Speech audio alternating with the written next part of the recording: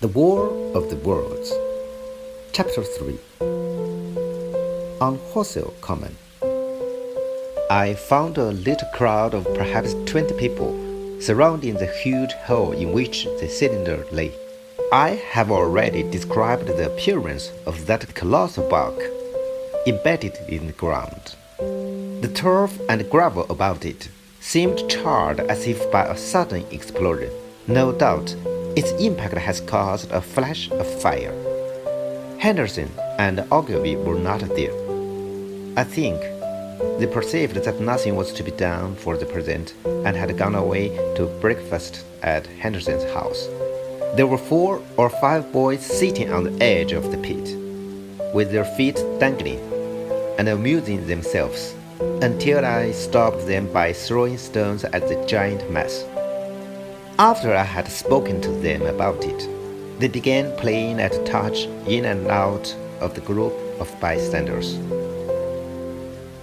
Among these were a couple of cyclists, a jobbing gardener I employed sometimes, a girl carrying a baby, Greg the butcher and his little boy, and 2 or 3 loafers and golf caddies who were accustomed to hang about the railway station. There was very little talking. Few of the common people in England had anything but the vaguest astronomical ideals in those days. Most of them were staring quietly at the big table-like end of the cylinder, which was still as Ogilvy and Henderson had left it. I fancied the popular expectation of a heap of charred corpses was disappointed at this inanimate bulk. Some went away while I was there, and other people came. I clambered into the pit and fancied I heard a faint movement under my feet. The top had certainly ceased to rotate. It was only when I got thus close to it that the strangeness of this object was at all evident to me. At the first glance, it was really no more exciting than an overturned carriage or a tree blown across the road.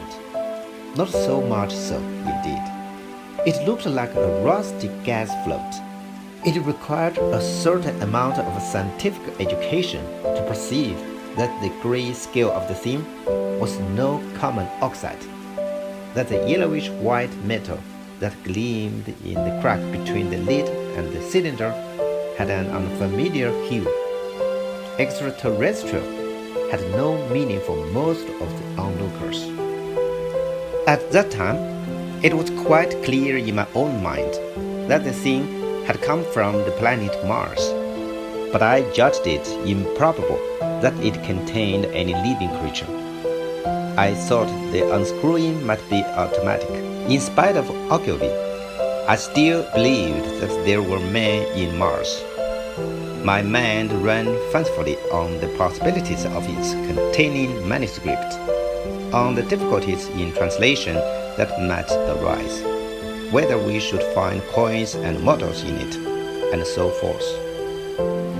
Yet it was a little too large for assurance on this ideal. I felt an impatience to see it opened. About 11, as nothing seemed happening, I walked back, full of such thoughts, to my home in Maybury. But I found it difficult to get to work upon my abstract investigations. In the afternoon, the appearance of the common had altered very much. The early editions of the evening papers had startled London with enormous headlines. A message received from Mars, remarkable story from Woking, and so forth. In addition, Ogilvy's wire to the Astronomical Exchange had roused every observatory in the 3 kingdoms. There were half a dozen flies or more from the Woking station standing in the road by the sand pits.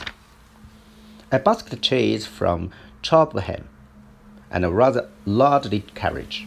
Besides that, there was quite a heap of bicycles. In addition, a large number of people must have walked in spite of the heat of the day from Woking and Chelsea, so that there was altogether quite a considerable crowd, 1 or 2 gaily dressed ladies among the others.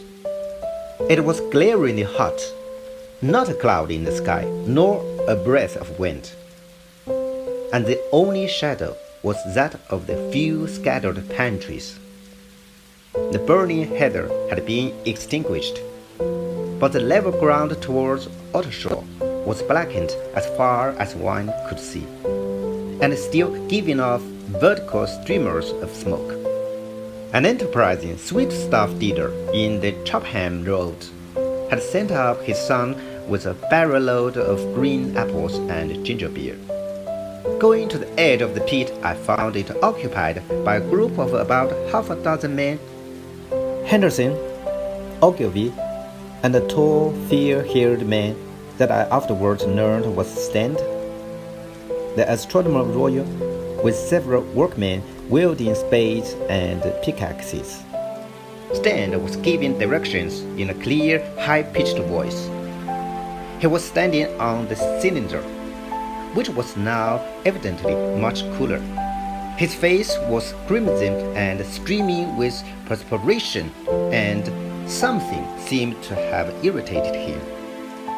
A large portion of the cylinder had been uncovered, though its lower end was still embedded.